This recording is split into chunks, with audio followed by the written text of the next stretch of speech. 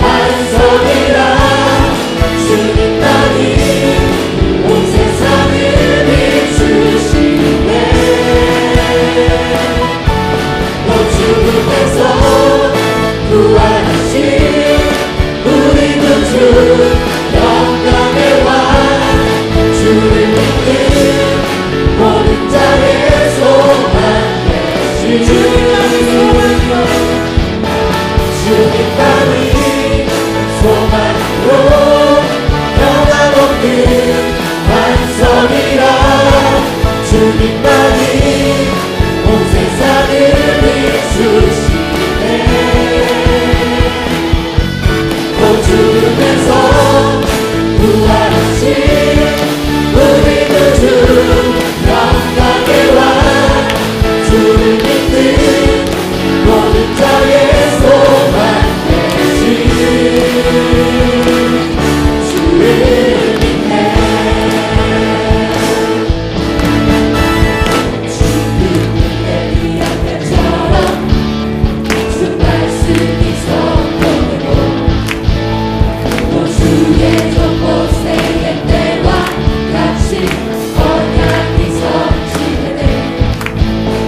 비록 전쟁과 기근과 핍박 환난 날이 다가와도 우리는 광야에 외치는 소리 주의 길을 예비하라. 오라 주님 구름타시고 나 밟을 때에 다시 오시네. 외치세 은혜의 힘이 시온에서 구원이 가네. 오라 주님 무릎 타시고 나 밟을 때에 다시 오시네. 외치세 은혜의 힘이 시온에서 구원이 가네. 에스겔의 환상처럼 마른 뼈가 살아나려 또 주의 종 다윗의 때와 같이 예배가 회복되네. 추수할 때가 이르러 들가는 이어졌네. 우리는 추수할 뿐 되어 주 말씀을 선포하리. 오라 주님 무릎 가시고 나 밟을 때에 다시 오시네. 외치세 은혜의 힘이 시온에서 구원이 가네. 오라 주님 무릎 가시고 나 밟을 때에 다시 오시네. 외치세 은혜의 힘이 시온에서 구원이 가네. 오라 주님 무릎 가시고 나 밟을 때에 다시 오시네. 외치세 은혜의 힘이 시온에서 구원이 가네. 시온에서 구원이 가네. 시온에서 구원이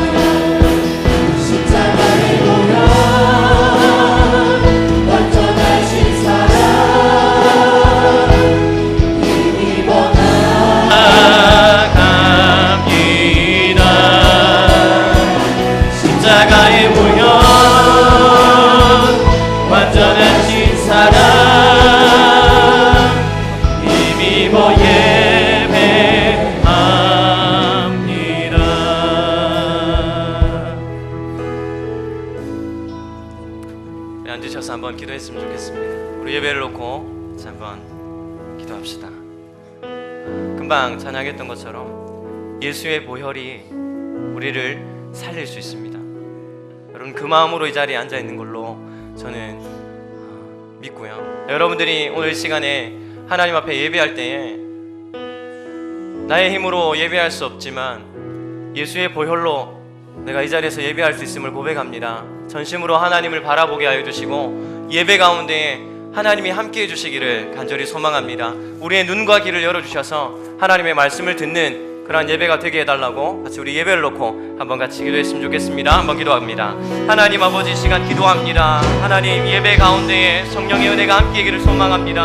하나님, 우리가 오직 십자가의 보혈로 예수의 은혜로 하나님 이 자리에 앉았음을 고백하오니 하나님 아버지, 우리를 다시 한번 정결하게 하셔서 오늘 시간 주님 앞에 예배할 때에 하나님의 말씀이 들리는 예배가 되게 하시고 하나님 예배 가운데에 찾아오셔서 하나님 진실로 하나님 앞에 예배하며 우리의 마음을 다하여 하나님 이 시간을 주님께 올려드리는 하나님 우리 청년들이 될 수 있도록 인도하여 주옵소서.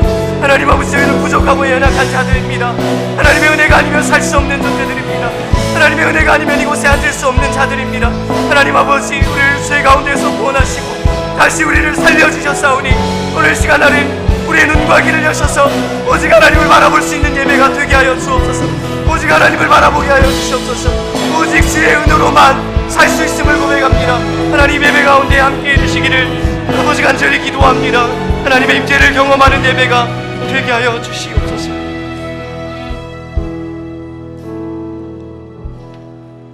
박신영 형제 나오셔서 대표 기도하겠습니다. 기도하겠습니다. 살아계신 하나님 아버지, 감사합니다. 저희에게 태어나기부터 지금 이 순간까지 소중한 시간을 주시고 사소한 일부터 큰 일까지 행할 수 있게 능력과 힘 주신 하나님 감사합니다. 삶 속에 힘이 되고 저희 존재의 이유이신 하나님 당신을 알게 하시고 알아갈 수 있도록 하시며 찬양하고 경배할 수 있게 하신 당신을 사랑합니다. 저희가 마치 흙을 묻히고 집에 들어온 어린아이와 같이 죄를 짓고 당신을 대면할 때에 하나님 당신께서는 다가와 죄를 털어주시고는 그 자리에서 무릎 앉아 저희를 꼭 안아주셨습니다. 저희가 저희 스스로 죄인임을 깨닫고 당신께 의지하며 날마다 당신 안에서 새롭게 태어나기를 바랍니다. 항상 선하신 하나님 아버지, 당신이 항상 오르심을 경험하고 당신이 넘치는 사랑과 은혜를 삶의 순간순간 느끼며 살아갈 수 있는 저희가 될 수 있기를 소원합니다. 주변의 이웃과 지역사회, 나라, 더 나아가 선교사님들이 계신 선교지와 세계 곳곳에 당신의 이름이 울려 퍼지기를 기도합니다. 설교하시는 목사님께 능력과 은혜 주시고 하나님 당신의 이야기와 말씀을 잘 듣고 행할 수 있는 이삭교회가 될 수 있기를 원합니다. 구원자 되신 예수 그리스도 이름으로 기도합니다. 아멘.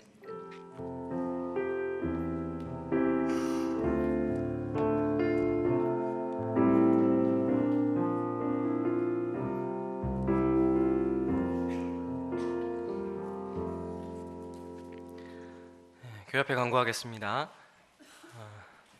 다른 광고는 참조해 주시고 4월 18일 토요일, 오늘 토요일 오후 3시에 문차홍 집사님의 장남 문성민 군의 결혼식이 서울 스칼라티움 강남홀 오텔홀에서 어렵네요.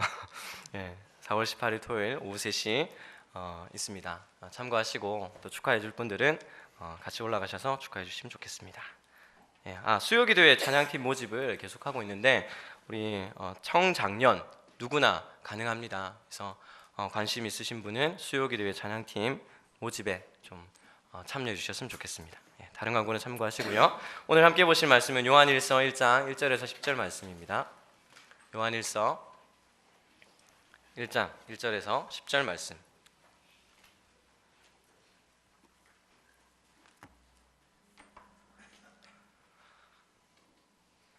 요한일서 1장 1절에서 10절 말씀을 교독하도록 하겠습니다. 태초부터 있는 생명의 말씀에 관하여는 우리가 들은 바요, 눈으로 본 바요, 자세히 보고 우리의 손으로 만진 바라.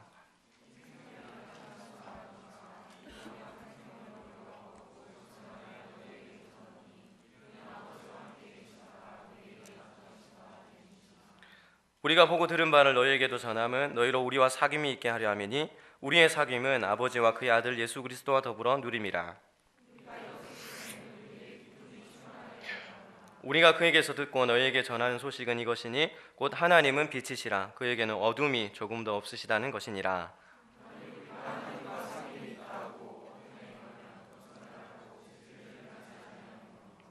그가 빛 가운데 계신 것 같이 우리도 빛 가운데 행하면 우리가 서로 사귐이 있고 그 아들 예수의 피가 우리를 모든 죄에서 깨끗하게 하실 것이요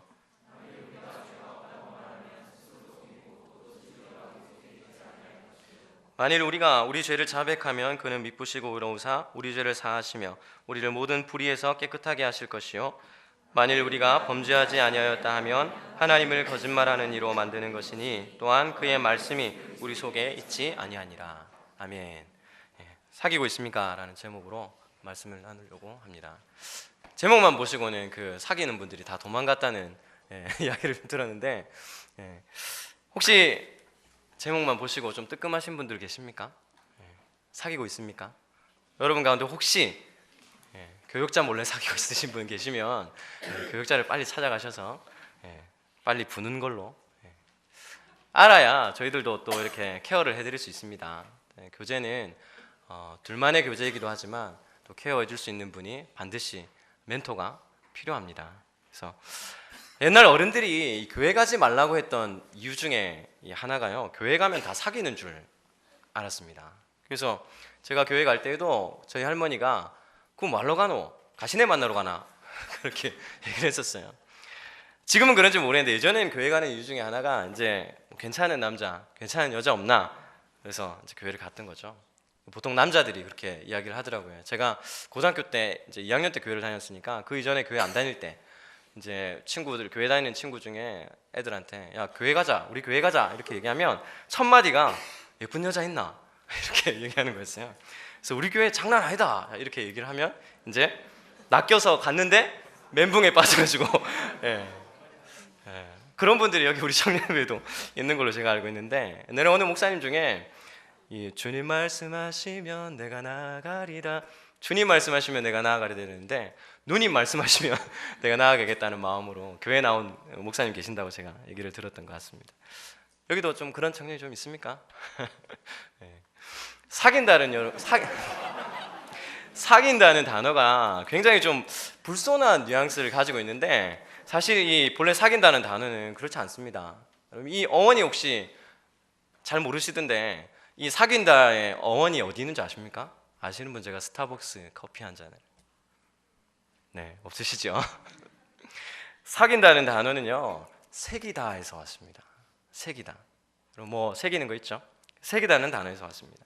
다시 말하면 그 사람을 마음에 새겨두는 것을 말하는 거죠. 내 마음에 그 새겨줄 정도로 늘 보고 싶고 그리운 사람이라는 뜻입니다. 사귄다는 것은 내 마음에 새기는 것을 말하는 거예요. 그런데 이 사귄다는 단어가요 성경에도 나와 있습니다. 오늘 읽은 본문에 보면 무슨 단어가 나오죠? 사귐이라는 단어가 나오는 거예요. 본문에는, 오늘 읽은 본문에는 4번밖에 안 나오지만 사실 이 단어는 성경에 굉장히 많이 나오는 단어입니다. 헬라어로 많이 들어보셨을 거예요. 코이노니아라는 단어입니다. 그죠? 코이노니아라는 단어는 굉장히 많이 들어보죠. 근데 보통 다른 성경에는 교제라는 단어로 이렇게 번역이 되어 있는데 오늘 요한 1서에는 특별히 사귐이라고 그렇게 번역을 했네요.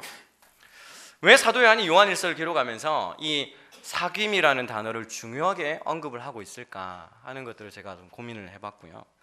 왜 그러냐니까 요한 1서를 기록한 시대가 AD 85년쯤에서 96년 정도 된다고 합니다. 근데 그때 당시에 이 교회에 이단들이 많이 들어왔어요. 그러니까 기성교회에 이단들이 들어와서는 그 교회 안을 헤집고 다닌 거예요. 교회 안에 이 이단들로 인해서 성도들이 서로 불신하고 의심하게 되었다라는 겁니다. 최근에 그 신천지가 기성교회를 헤집고 다니면서 교회 안에 불신이 많이 생기잖아요. 우리 교회도 여러분 들으셨습니까? 우리 교회에도 신천지가 들어와 있다는 이야기를 제가 들었습니다. 우리 청년부에도 혹시 신천지가, 옆에 잘 보십시오. 신천지 있을지 모릅니다. 이런 식으로 불신하게 만드는 겁니다. 이런 식으로 교회 안에 신천지가 들어와 가지고는 해집고 다니니까 혹시 제 신천지 아니야? 이런 어떤 불신하고 의심하게 만드는 때가 이때에도 있었다는 거예요. 혹시 여러분 매주 월화 CBS에서 방송하는 그 신천지에 빠진 사람들이라는 프로 보십니까? 안 보세요? 좀 보세요. 이건 꼭 보셔야 됩니다. 제가 이 볼 때마다 막 우라통이 막 터져요. 그 신천지에 빠진 딸이 엄마를 보고 뭐라 불러요? 아줌마라고 부를 정도로. 그죠? 그리고 신천지 때문에 많은 가정이 위기를 맞이했습니다. 이혼하는 가정이 한두 가정이 아닌 거예요.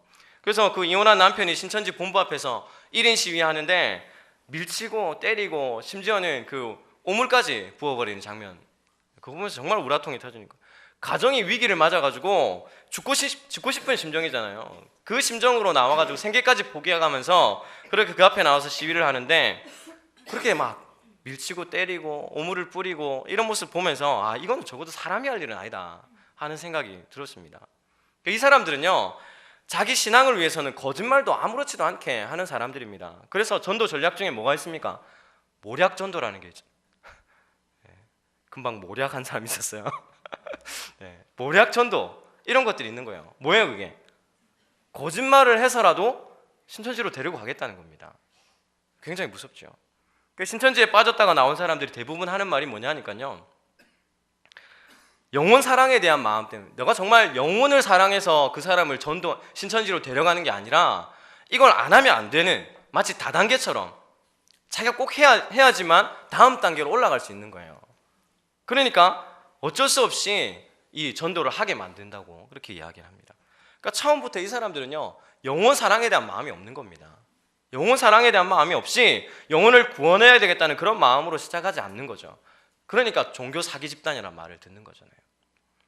오늘 한국교회 이단 문제가 심각하게 되고 있습니다. 기독교 인구가 860만 정도 되는데 그 중에 이단에 빠진 그 기독교인이, 이단에 빠진 사람이 200만이 넘는다고 합니다. 한 달 동안 몇 명이나 이단으로 넘어갈까요? 10,000명, 1만 명의 기독교인이 이단으로 넘어간다고 합니다. 여러분, 하루에 한 명 전도하기도 그렇게 어려운데 10,000명이라는 숫자가 이단으로 넘어간다는 거예요. 얼마나 심각합니까? 요한 1서가 쓰여질 당시에도 이단들이 득세했을 때입니다. 이 이단들은 두 가지를 부인하는 거예요. 기독론입니다. 기독론을 부인하는데 그게 뭐냐니까 예수님은 구원자가 될 수 없다, 예수는 그리스도가 아니다라는 겁니다. 기독론을 부인하는 거죠. 첫 번째. 두 번째는 어떻게 하나님이 육신의 몸을 입고 이 땅에 오실 수 있느냐, 성육신을 부인하는 거죠. 두 가지를 부인하는 겁니다. 이단들이 주장하는 것처럼 육신의 몸을 입고 육신의 몸을 입고 오신 그 예수님을 부인하고 그 예수님이 구원자 그리스도라는 사실도 믿지 않는다면 핵심적인 교리를 부인하는 거잖아요. 그 교리를 부인한다는 것은 두 가지 사실을 잊고 있는 것입니다. 첫 번째는 우리가 본질상 진노의 자녀이다, 우리는 죄 때문에 죽을 수밖에 없는 그런 심각한 죄인이다 하는 사실을 기억하지 못하는 거죠. 두 번째는 그런 우리를 하나님께서 그럼에도 불구하고 죄인된 우리를 사랑하신다는 것, 그 두 가지를 잊는 겁니다. 로마서 5장 8절 말씀에 어떤 말씀이 있습니까? 우리가 아직 죄인 되었을 때 그리스도께서 우리를 위하여 죽으심으로 우리에 대한 자기의 사랑을 확실히 증거하셨다, 그렇게 이야기합니다. 그러니까 예수 그리스도는요, 하나님께서 우리를 사랑하신다는 확실한 증거가 되는 겁니다. 근데 그 사랑을 부인하는 거죠. 그 사랑을 믿지 않는 겁니다. 우리는 죄로 인해서 죽을 수밖에 없는 그런 사람들입니다. 그 죄인을 위해서 예수 그리스도께서 오셔서 우리의 그 죄를 대신해서 십자가에 못 박혀 돌아가신 거 아닙니까? 하나님의 사랑은 내가 죄인이라는 것, 그것을 인정하는 것부터 시작하는 겁니다. 내가 죄인이라는 사실을 인정하지 않는다면 하나님의 그 사랑은 감흥이 없는 거죠. 근데 이단들은 자신들의 죄성을 인정하지 않는 거예요. 죄인이라는 그 고백이 없으니까 하나님의 그 놀라운 사랑, 독생자를 이 땅 가운데 보내주신 그 하나님의 사랑에 감흥이 없는 거죠. 아무 의미가 없는 거죠. 그러니까 이단들은 아무런 죄책감 없이 가정이라는 공동체를 깨트립니다. 교회라는 공동체를 깨트립니다. 거짓말로 서로를 불신하게 만드는 거죠. 하나님을 안다고 하면서 실제로는 죄 짓고 사는 거예요. 그걸 예사로 여기는 거예요. 죄에 대한 그런 개념이 없기 때문에. 이 사람들은 하나님에 대한 지식이 중요하지 하나님의 말씀 그 자체를 지키는 것은 별로 중요하지 않기 때문입니다. 그러나 교회는 어떻습니까? 교회는 처음부터 사랑이죠. 영혼을 향한 그 사랑, 이웃을 사랑하는 그 마음, 그리고 하나님을 사랑하는 마음. 왜 그렇습니까? 이 사랑이 바로 사귐의 중요한 원리이기 때문입니다. 사도 요한이 강조하고 있는 것이 이런 것이죠. 그리스도인의 사귐은 반드시 사랑이 매개체라는 사실을 기억해야 한다는 것입니다. 그리스도인의 사귐은 사랑이 매개체가 됩니다. 자, 여기 한번 서로 사랑하는 비그리스도인 커플, 예수 안 믿는 커플이 있다고 한번 생각해 봅시다. 이 두 사람에게 당신은 왜 사랑하냐고 묻는다면 뭐라고 답할까요? 사랑하는 커플에게 너 왜 그렇게 사랑하냐? 이렇게 물어보면 뭐라고 답할 수 있을까요? 자, 여러분들에게 묻습니다. 서로 사랑하는 그리스도인 커플이 있습니다. 사랑하는 그리스도인 커플이 있는데 왜 당신들은 서로 사랑하게 되었습니까? 라고 묻는다면 뭐라고 답할까요? 좀 더 근원적인 질문입니다. 왜 인간은 사랑하게 될까요? 왜 인간은 사랑해야만 할까요?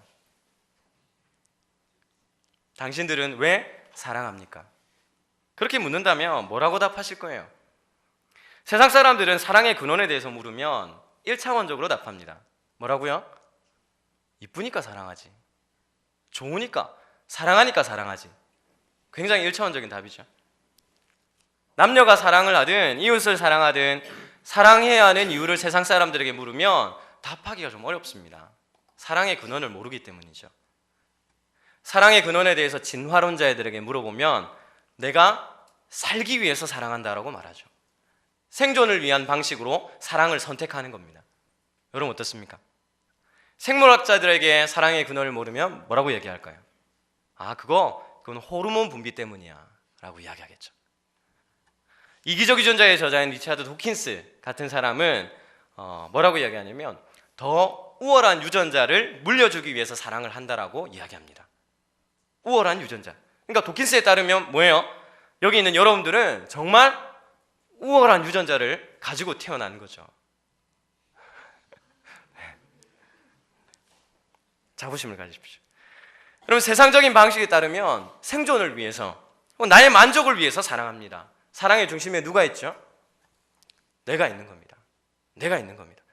이쁘니까 사랑한다는 말은 내 눈에 이뻐 보인다는 말이죠. 다른 사람 눈에는 이뻐 보이지 않습니다. 나 중심입니다. 사람들은 내 그 눈의 욕심을 채우기 위해서 사랑합니다. 그죠? 나의 외로움을 달래기 위해서 사랑을 찾습니다. 그렇지 않나요? 그러면 그리스도인에게 사랑의 근원은 어디에 있을까요? 그리스도인에게 사랑의 근원. 오늘 읽지 않았지만 요한일서 4장 7절 8절 한번 같이 한번 보겠습니다. 제가 한번 읽어볼게요. 사랑하는 자들아 우리가 서로 사랑하자. 사랑은 하나님께 속한 것이니 사랑하는 자마다 하나님으로부터 나서 하나님을 알고 사랑하지 아니하는 자는 하나님을 알지 못하나니 이는 하나님은 사랑이심이라.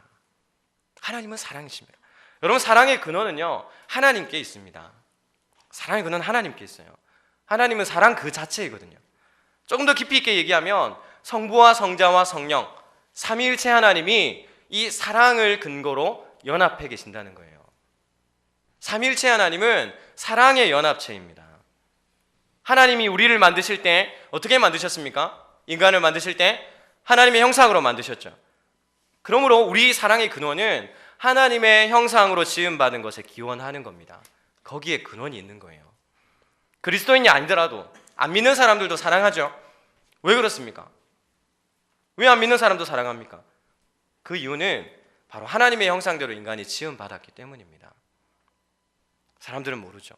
이 사랑의 근원을 지금 제가 묻는 이유가 뭘까요? 그것은 사귐의 가장 중요한 매개체가 바로 이 사랑의 근원에 있기 때문이고 사귐에 있어서 가장 중요한 원리가 여기에서 나오기 때문입니다. 사귀는 데 있어서 가장 중요한 원리. 혹 여러분 중에 사귀고 있는 커플이 있다면 그리고 아직은 없지만 조만간 사귈 마음이 있는 사람이 있다면 그리고 꼭 이런 이성 간의 사랑이 아니라 이웃 간 인간관계를 맺든 이 사귐의 원리는 관계에 있어서 너무 중요하다는 사실을 좀 기억하셨으면 좋겠습니다. 그 사귐의 원리는 이겁니다. 뭐냐면 모든 사귐의 근원은 하나님께로부터 나오고 모든 관계의 실마리는 하나님으로부터 풀린다는 겁니다. 한번 따라해 볼까요? 모든 사귐의 근원은 하나님께로부터 나오고 모든 관계의 실마리는 하나님으로부터 풀린다. 인정되십니까? 모든 관계의 실마리는, 모든 관계의 문제는 하나님으로부터 풀리는 거예요. 모든 사귐의 근원은 하나님으로부터 나오는 겁니다.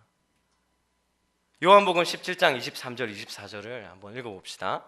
같이 한번 읽어볼까요? 17장 23절 24절입니다. 곧 내가, 같이 시작.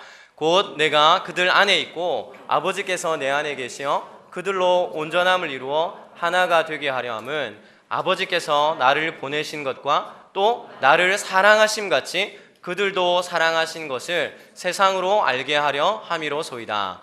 아버지여, 내게 주신 자도 나 있는 곳에 나와 함께 있어 아버지께서 창세전부터 나를 사랑하심으로 내게 주신 나의 영광을 그들로 보게 하시기를 원하옵나이다. 여러분, 여기서 나는 누굽니까? 예수님이죠. 예수님입니다. 예수님께서 지금 하시는 거예요. 근데 예수님께서 하시는 말이 아버지께서 나를 뭐 하셨다고 합니까?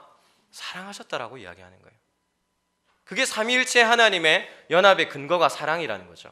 이 말씀에서 나오는 겁니다. 그래서 아들과 아버지, 성부와 성자가 사랑으로 연합해 계신다는 말씀이죠. 요한일서 4장 7절 8절 아까 읽었는데 이번에는 같이 한번 읽어볼게요. 사랑하는 자들아, 같이 한번 읽겠습니다. 시작. 사랑하는 자들아, 우리가 서로 사랑하자. 사랑은 하나님께 속한 것이니 사랑하는 자마다 하나님으로부터 나서 하나님을 알고 사랑하지 아니하는 자는 하나님을 알지 못하나니 이는 하나님은 사랑이십니다. 이 말씀은 사랑으로 연합해 계시는 삼위 하나님의 형상대로 우리가 지음받았기 때문에 어떻게 사귐의 삶을 살아야 하는지를 보여주는 거죠. 중요한 사귐의 원리가 이 말씀에 담겨 있는 겁니다. 사랑은 하나님과의 관계에서 필수적인 요소입니다. 뿐만 아니라 인간과 사람과의 관계에서도 이 사랑은 필연적인 것입니다. 사랑하는 자마다 하나님으로부터 났고 하나님을 안다고 그렇게 이야기하죠. 다시 말하면 하나님으로부터 난 자만이 사랑할 수 있다는 겁니다. 하나님으로부터 난 자만 사랑한다는 거예요. 하나님과의 사귐이 전제되지 않는 사랑은 없다는 거예요. 모든 사랑은 하나님과의 사귐에서부터 시작한다는 겁니다. 근데 이 사실을 모르니까 교제가 잘 안 되는 거죠. 사귐이 잘 안 되는 거죠. 모든 사귐의 근원은 하나님께로부터 나오는 것이고 모든 관계의 실마리는 하나님으로부터 풀리는 것입니다. 이 사귐의 원리를 잘 보여주는 사건이 창세기에 나오죠. 창세기, 에덴 동산 한번 생각해 보십시오. 타락하기 이전에 아담과 하와는 하나님과의 친밀한 사귐이 있었던 사람입니다. 그렇죠? 창세기 3장 8절 9절에 보면 동산을 거닐다가 아담과 하와를 찾으시는 하나님의 모습이 그려져 있습니다. 뭐라고 하니까 그들이 그날 바람이 불 때 동산에 거니시는 여호와 하나님의 소리를 듣고 아담과 그의 아내가 여호와 하나님의 낯을 피하여 동산나무 사이에 숨었다 그랬습니다. 그때 여호와 하나님이 아담을 부르시며 그에게 이르시되 네가 어디에 있느냐 그렇게 이야기합니다. 이 말씀을 보면 죄를 짓기 이전에 아담과 하와는 평소에 동산에 거니시는 그 하나님과 뭐 했습니까? 대화한 거죠. 평소에는 그렇게 대화한 거죠. 친밀한 사귐이 있었다는 겁니다. 그런데 죄를 짓고 난 이후에는 하나님의 낯을 피해 나무 뒤로 숨었다 그랬습니다. 하나님과의 사귐이 깨어지는 순간이죠. 근데 재밌는 건 뭐냐면 하나님과의 사귐이 깨어지는 이 시점을 중심으로 인간관계가 어떻게 변하는지를 한번 보십시오. 하나님과의 사귐이 있을 때 아담은 어떻게 이야기하냐면 자신의 갈비뼈로 만든 하와를 향해서 뭐라고 이야기했습니까? 내 뼈 중에 뼈요, 살 중에 살이라고 그렇게 이야기했습니다. 그런데 하나님과의 사귐이 깨어지고 나서 곧바로 어떻게 이야기합니까? 하나님께서 내게 주신 저 여자, 그렇게 바뀌었죠. 하나님께서 아담이 독초하는 것을 보고 돕는 배필을 너에게 만들어 주겠다 하시고 이 하와를 아담에게 주신 거 아닙니까? 처음에는 뼈 중에 뼈, 살 중에 살. 하와는 나의 천생연분입니다. 그렇게 고백하는 거잖아요. 근데 죄를 짓고 난 이후에 하나님과의 사귐이 깨어지고 난 이후에 어떻게 이야기합니까? 좀 극하게 얘기하면 하나님이 주신 저 옆에네 이렇게 바뀐 겁니다. 그 뉘앙스입니다 지금. 그러니까 자기가 하나님과의 관계가 깨어지고 난 이후에는 자기에게 주신 그 하와를 향해서 저 여자라고 이야기하는 겁니다. 또 하나의 이야기가 창세기에 나오는데 다음 장 4장으로 넘어가면 가인이 아벨을 죽이는 사건이 나오죠. 가인이 아벨을 죽입니다. 가인이 아벨을 죽인 이유가 뭡니까? 그 이유는 하나님께서 아벨의 제사는 받는데 자기의 제사는 받지 않았다는 거죠. 그것 때문에 질투해서 어떻게 합니까? 아벨을 살인합니다. 하나님께서 가인의 제사를 받지 않았다는 거 무슨 뜻일까요? 무슨 뜻이죠? 그것은 하나님과의 관계가 깨어져 있다는 거죠. 하나님과의 사귐이 없던 가인은 아벨을 질투하고 심지어 살인하기까지 되었습니다. 하나님과 친밀한 사귐이 있었더라면 과연 아벨을 질투했을까요? 살인했을까요? 그럼 수평적인 관계는 수직적인 관계를 전제하는 겁니다. 위로 하나님과의 친밀한 사귐이 있으면 수평적인 사귐도 친밀해지는 겁니다. 혹시 여러분 중에 눈치챈 청년들이 있는지 모르겠지만 하나님과의 사귐이 전제되지 않는 모든 관계는 죄의 문제가 개입되게 되어 있습니다. 그래서 오늘 읽은 본문에 이렇게 이야기하는 거죠. 6절을 한번 읽어보겠습니다. 제가 읽겠습니다. 만일 우리가 하나님과 사귐이 있다 하고 어둠에 행하면 거짓말을 하고 진리를 행하지 아니함이거니와 그렇게 이야기합니다. 하나님과 사귐이 있는데 어둠에 행할 수 없다는 겁니다. 어둠에 행한다 했을 때 이 행한다는 단어는 동행한다라는 뜻입니다. 어둠과 함께 동행한다는 거죠. 하나님과의 관계가 바르지 못한 인간적인 관계는 곧 깨어지고 심지어는 어둠과 함께 걸어가게 되어 있다고 이야기합니다. 혹시 여러분 가운데 사귀고 있는 커플이 있다면 이 말씀을 좀 분명히 기억하고 여러분의 만남 가운데 적용했으면 좋겠습니다. 이제까지 한 번도 이런 문제에 대해서 깊이 생각하지 못한 커플이 있다면 한번 좀 다시 한번 관계의 문제를 정립해 나가셔야 합니다. 하나님 없는 어떤 만남도 죄에서 자유할 수 없습니다. 그것은 소그룹에서도 마찬가지죠. 비단 커플만 이야기하는 것이 아니라 소그룹도 마찬가지입니다. 그냥 하나님 없이 얼마든지 소그룹 모임 할 수 있죠. 신앙 나눔이 없는 그리스도인 공동체는 빈 깡통과 같습니다. 내면의 깊은 울림 없이 그냥 속이 텅 빈 깡통 같은 공동체. 그래서 코이노니아, 사귐의 가장 중요한 원리는 모든 사귐의 근원이 하나님께로부터 나온다는 것입니다. 그게 커플이든 공동체든. 그리고 두 번째 원리, 모든 관계의 실마리는 하나님으로부터 풀리는 거죠. 오늘 본문 1장 7절 말씀을 한번 읽어보겠습니다. 그가 빛 가운데 계신 것 같이 우리도 빛 가운데 행하면 우리가 서로 사귐이 있고 그 아들 예수의 피가 우리를 모든 죄에서 깨끗하게 하실 것이요. 그렇게 이야기합니다. 빛 가운데 행한다 했을 때 이 행한다 이 말은 동행한다는 말이죠. 본래 구약 성경에서 유래한 말입니다. 하나님과 동행했던 사람이 누가 있나요? 구약에 두 사람이 나오죠. 누구죠?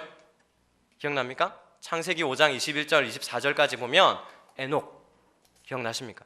한번 읽어볼까요? 에녹은 65세에 무드셀라를 낳았고 무드셀라를 낳은 후 300년을 하나님과 뭐 했습니까? 동행하며 자녀들을 낳았으며 그는 365세를 살았더라. 에녹이 하나님과 동행하더니 하나님이 그를 데려가심으로 세상에 있지 아니하였더라. 그렇게 이야기합니다. 에녹은 하나님과 동행했습니다. 또 다른 한 사람은 누굽니까? 네. 또 다른 한 사람은 노아죠. 노아. 창세기 6장 9절에 보면 노아의 조건, 이것이 노아의 조건이라 노아는 의인이요 당대의 완전한 자라 그는 하나님과 뭐 했습니까? 동행했다고 이야기합니다. 동행했습니다. 하나님과 동행한다는 이 히브리어 단어 하라크는 걸어간다는 뜻입니다. 하나님과 함께 걸어간다는 거예요. 이게 바로 하나님과의 사귐이죠. 하나님과의 사귐이 있는 자를 성경은 의인이요 당대의 완전한 자라고 그렇게 기록하고 있는 겁니다.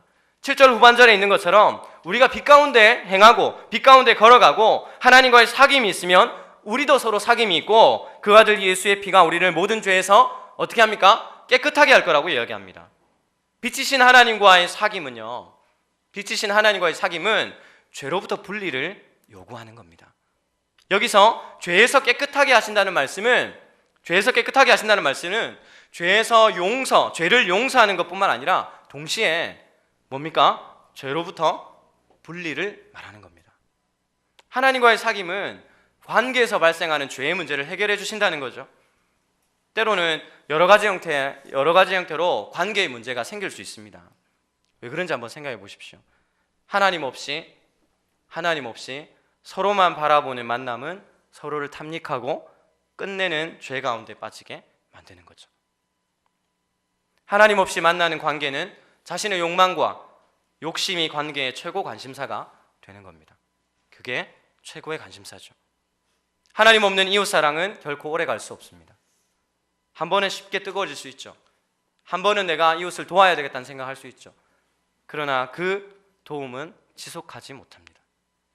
하나님 없는 공동체는 쉽게 남을 헛뜯고 비난합니다. 그 자리에 없는 사람을 도마 위에 올려놓고 사정없이 썰어버리죠.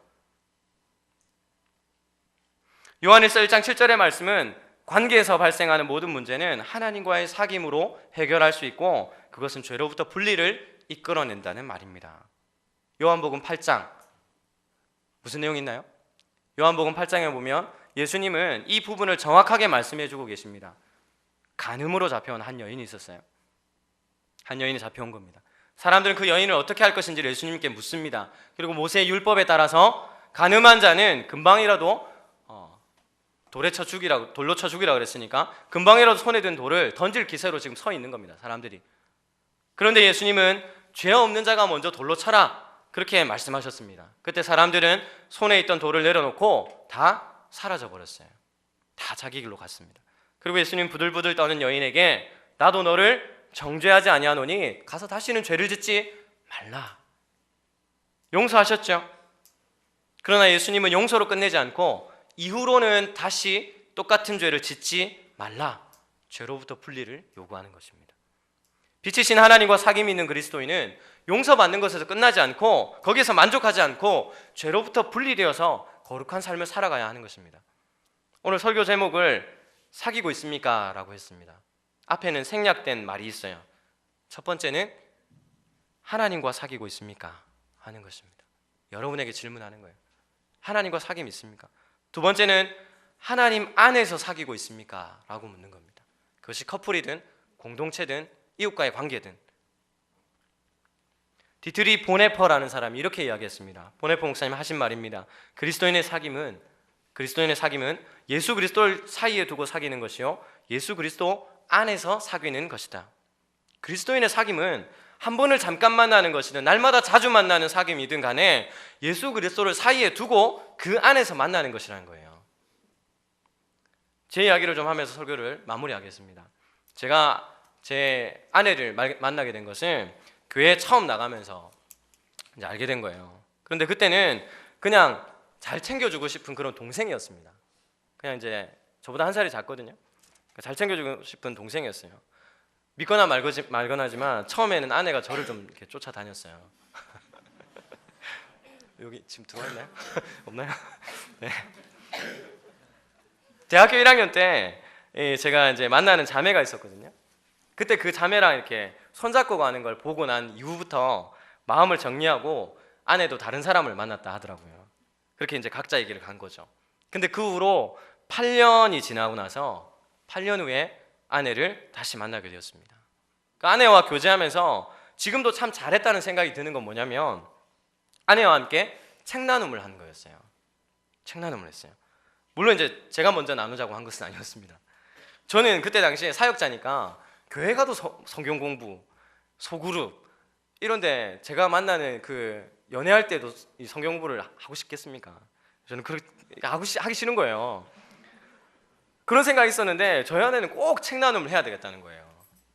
그래가지고 이제 고든 맥도날드의 마음과 마음이 이어질 때라는 책, 제가 커플들을 만날 때는 이 책을 선물해 드리는데 제가 이 책을 가지고 책 나눔을 시작한 거예요. 우리는 보통 연애하면서 무슨 책 나눔이냐 이렇게 할지 모르지만 여러분 한번 시작해 보면 압니다. 만남의 깊이가 달라지는 것을 경험하게 되는 거예요. 관계를 지속하다 보면 어떻습니까? 만남이 편안해지면 함부로 대하기 마련이죠. 말도 함부로 하고, 그렇죠? 그러면서 우리가 하나둘씩 잊어가는 것이 사랑하는 사람과 함께 마음을 나누는 기쁨을 잊어버리는 거죠. 그리고 가장 사랑하는 사람을 위해서 기도해 줄 수 있는 그리스도인의 참 특권이잖아요. 근데 그 특권도 잊어버리는 거예요. 사랑하는 사람을 위해서 더 기도해 줘야 되는 거 아닙니까? 그렇지 않나요? 사랑하는 사람과 함께 마음을 나누는 관계가 되어야 되는데 그게 안 되는 거죠. 책 나눔은요, 그런 관계가 유지될 수 있도록 도움을 주는 겁니다. 나눔을 하면서 서로가 어떤 삶을 살아왔는지, 어떤 아픔과 상처가 있는지를 이해하게 되고 그 상처를 위해서 기도하게 되는 겁니다. 더 만남이 깊어지는 거예요. 그렇게 제가 이제 2년 반을 교제하고 제가 프로포즈를 했습니다. 그때 이제 찍어둔 영상이 하나 있는데 제가 프로포즈 하는 장면은 없어요. 근데 제가 어떻게 했는지 한번 보여드릴게요. 별거는 아닙니다. 별거 아닙니다.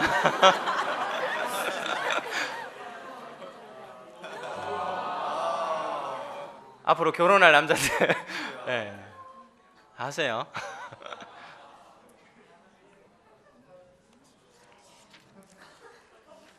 네, 저거 뭐 몇 개 안 깔았습니다. 한 3시간 정도 하면 돼요. 네, 그래가지고 제가 이제 그 영상 이렇게 만들어 놓고, 그리고 이제 기타를 딱 가지고 그때 시와 그림이라는 있죠. 시와 그림이라는 그 플라타너스라는 곡이 있었어요. 그 곡을 이제 기타 치면서 이렇게 불러주면서, 그 가사가 뭐냐면, 노래는 못 부르겠고 나 그대 나무가 되어, 닭살 완전 돋습니다. 그대 기댈 수 있는 작은 나무 될게요. 모진 바람 불어와 걸을 수 없을 때 뒤돌아보세요. 나 그곳에 있을 테니 깨끗한 바람처럼 그댈 향한 기도가 하루의 시작이라오. 그댈 향해서 기도한다는 거예요. 삶의 모든 전부를 내가 잃는다 해도 그댄 내 삶의 시작, 이른 새벽에 꽃이 피어나듯이 그댈 향한 내 마음 날마다 새롭게 피네. 나 그대 나무가 되어 기댈 수 있는 작은 나무 될게요. 이런 곡입니다. 제가 이걸 이제 기타 치면서 부르면서, 이 특이한 건 우리 아내가 이제 울어야 되는데 감동받아서 제가 감동받아가지고 제가 눈물을 막 흘리면서 나와 결혼해 줄래 이렇게 얘기했던 것 같아요. 여러분, 하나님과의 지금 굉장히 부끄럽네요. 하나님과의 사귐이 전제된 만남이라는 것은 그런 것입니다. 하나님과 함께 만나는 커플의 만남, 그 만남이라는 것은 함께 말씀을 나누고 함께 기도 제목을 나누고 그 사람을 위해서 진심으로 기도해 줄 수 있는 그 만남이죠. 그리스도인의 만남은 그래야 되는 거 아닙니까? 내 욕심과 나의 욕망이 관계의 초점이 아니라 하나님이 초점이 되는 만남입니다. 그래서 마지막으로 한 번 더 사귐의 원리를 기억했으면 좋겠습니다. 한 번 더 따라할까요? 모든 사귐의 근원은 하나님께로부터 나오고, 모든 관계의 실마리는 하나님으로부터 풀린다. 하나님과 먼저 사귐을 갖고 하나님 안에서 타인과 사귐을 갖는 바른 그리스도인의 공동체, 바른 그리스도인의 이성교제를 여러분들이 가지시기를 주님의 이름으로 축복합니다. 같이 한번 우리 찬양팀 우리 나오시고 온전케 되리라는 찬양 우리 아까 불렀는데, 이 찬양 하면서 여러분들이 혹시 커플이든지 혹은 이웃 간의 관계를 가지든지 소그룹 공동체의 모임을 갖든지 간에 이런 마음들을 좀 가졌으면 좋겠습니다. 하나님이 먼저입니다. 하나님이 먼저가 아니라 사람을 향해 바라보고 사람만 바라보게 되면 우리의 욕심과 욕망이 스물스물 기어 나오는 겁니다. 그리스도인의 교제는, 그리스도인의 사귐은 하나님으로부터 시작하는 겁니다. 하나님, 내가 주님만 바라보고 나의 마음을 열어서 주님께 먼저 예배하고 하나님만 바라봅니다. 그런 마음으로 여러분들의 사귐이 이루어졌으면 좋겠습니다. 우리 같이 한번 주 앞에 나와 제사를 드리네, 우리 같이 한번 기도하는 마음으로 찬양했으면 좋겠습니다.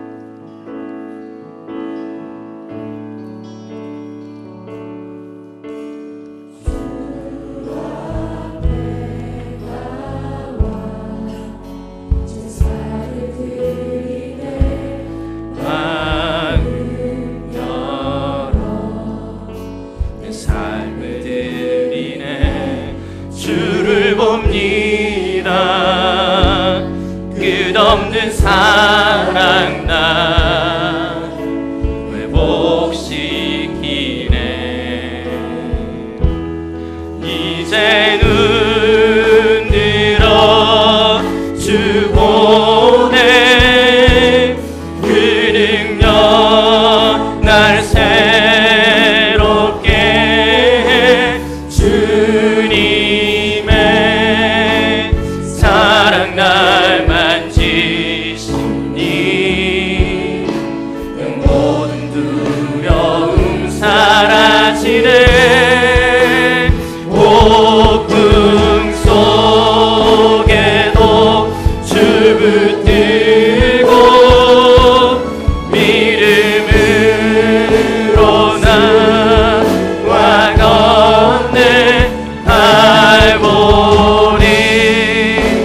언덕 넘어 그 어느 날 주 안에 온전케. 우리 한 번 더 믿음으로 고백합니다. 이제 눈들어 주님을 봅니다. 이제 눈들어 주 보네. 그 능력 날 새롭게 해. 주님의 사랑 나 만지시니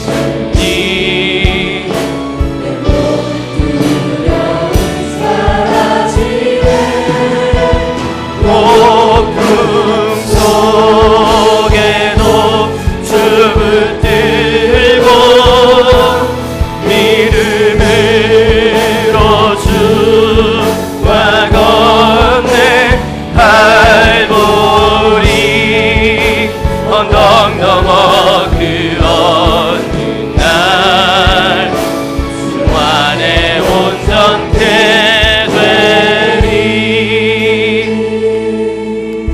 시간 같이 한번 기도하겠습니다. 이 말씀을 한번 생각하면서, 여러분 신앙은요 지식으로 알게 되고 감정으로 동의하고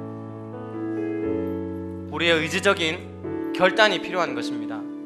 여러분 말씀 들으시면서 그리스도인의 사귐이 그렇구나 하는 것을 깨닫게 되셨다면 이 시간 같이 결단하면서 한번 기도했으면 좋겠습니다. 여러분들 혹시 교제하고 있는 커플이 있다면, 하나님, 내가 이 남자를 만날 때, 이 여자를 만날 때 하나님 안에서 만날 수 있도록 도와주십시오. 혹은 여러분 가운데 어떤 공동체에 소속되어 있다면 하나님과의 사귐을 전제로 이 공동체를 이루어 갈 수 있도록 하나님 좀 도와주십시오. 그렇게 한번 결단하면서, 하나님, 내가 말씀대로 하나님과의 사귐을 근원으로 해서 교제할 수 있고 만날 수 있게 해주십시오. 나의 연약함이, 나의 욕심이, 나의 욕망이 이 관계를 깨트리지 않도록 하나님 좀 도와달라고 같이 한번, 우리의 의지로 되지 않습니다. 하나님께 도움을 한번 구하시면서 함께 기도했으면 좋겠습니다. 같이 한번 기도하겠습니다. 하나님 아버지, 시간 기도합니다. 하나님, 특별히 하나님 우리 청년들 가운데 함께 하셔서 하나님, 우리 하나님 귀한 하나님께 주신 그 남자와 여자와 함께 교제하며 이 형제자매 함께 교제할 때에 하나님과의 사귐을 전제로 하나님과 함께 하나님을 바라보고 하나님께 걸어갈 수 있는 그러한 우리 청년들이 되기를 원합니다. 하나님 아버지, 사귐 가운데에 하나님이 함께 하셔서 하나님 그리스도인의 올바르고 바른 하나님 그러한 사귐이 되어질 수 있도록 하나님께서 도와주시길 간절히 기도합니다. 우리의 사귐 가운데에 하나님 함께하여 주십시오. 우리의 사귐 가운데에 하나님의 은혜가 함께하기를 원합니다. 부족하고 연약한 우리의 삶 가운데 하나님 함께하셔서 우리의 욕심과 우리의 욕망이 아니라 하나님 아버지, 하나님이 주신 그 사랑과 하나님이 주신 그 은혜대로 하나님 공동체를 하나님 코이노니아가 이루어져 갈 수 있도록 도우시기를 원합니다. 아버지 하나님, 우리 청년들을 붙잡아 주십시오. 하나님, 자기 가운데에 어려움과 고난과 고통 가운데 있는 청년들이 있습니까? 하나님, 그들 가운데 찾아가셔서 다시 한번 그들이 하나님 안에서 회복되어질 수 있도록 도와주십시오. 하나님, 그들의 죄 가운데 거하지 않도록 하나님 아버지 도와주시기를 원합니다.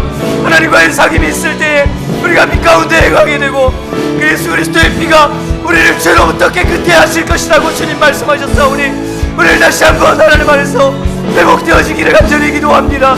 하나님, 우리의 하나님 만남이 그를 참된 사귐이 이루어지기를 간절히 기도합니다. 하나님, 모든 그 사귐의 근원이 하나님께 있음을 고백합니다.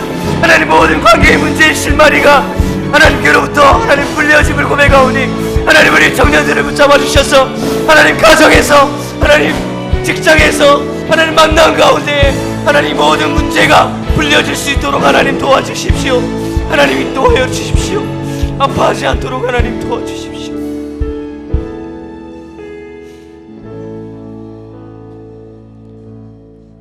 하나님, 우리 청년들 가운데 만남 중에 아파하고 고통하는 청년들이 있습니까? 그것이 이성 간의 교제든 공동체와의 교제든 하나님, 그 교제 안에서 아프고 힘들고 지칠 때가 있습니다. 그럴 때마다 하나님, 이 말씀을 기억하고 하나님과의 관계를 회복하고 하나님과의 사귐을 이루어가는 우리 청년들이 되기를 간절히 원합니다. 그래서 모든 사귐의 근원이 하나님께 있음을 고백하고 관계의 문제, 그 문제의 실마리는 하나님으로부터 풀린다는 사실을 늘 기억하는 청년들이 되기를 원합니다.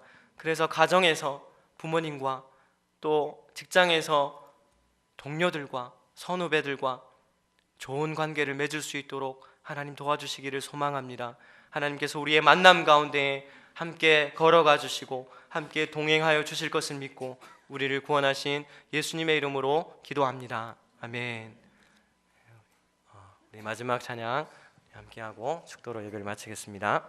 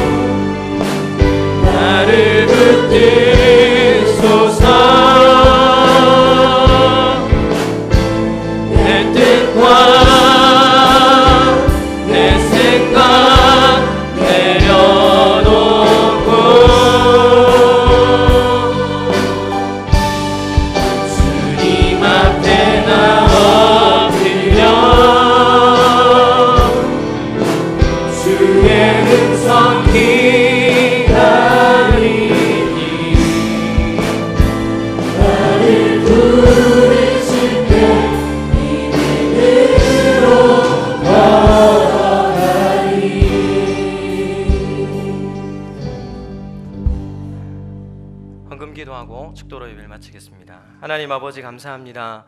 오늘도 그냥 오지 않고 하나님 앞에 작은 물질을 드립니다. 모든 물질이 하나님께로부터 온 것을 고백합니다. 하나님께서 물질을 드린 귀한 손길을 축복하시고 날마다 살아가는 데 필요한 물질과 건강과 지혜를 허락하여 주시기를 간절히 소망합니다. 모든 말씀 예수님의 이름으로 기도합니다. 아멘.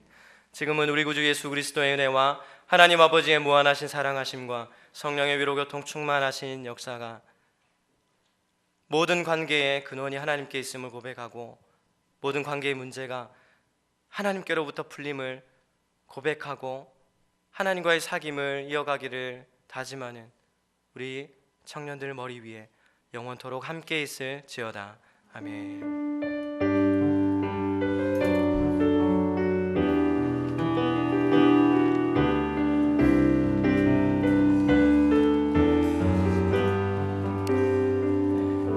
청년부 예배를 마치겠습니다. 한 주간 평안하십시오.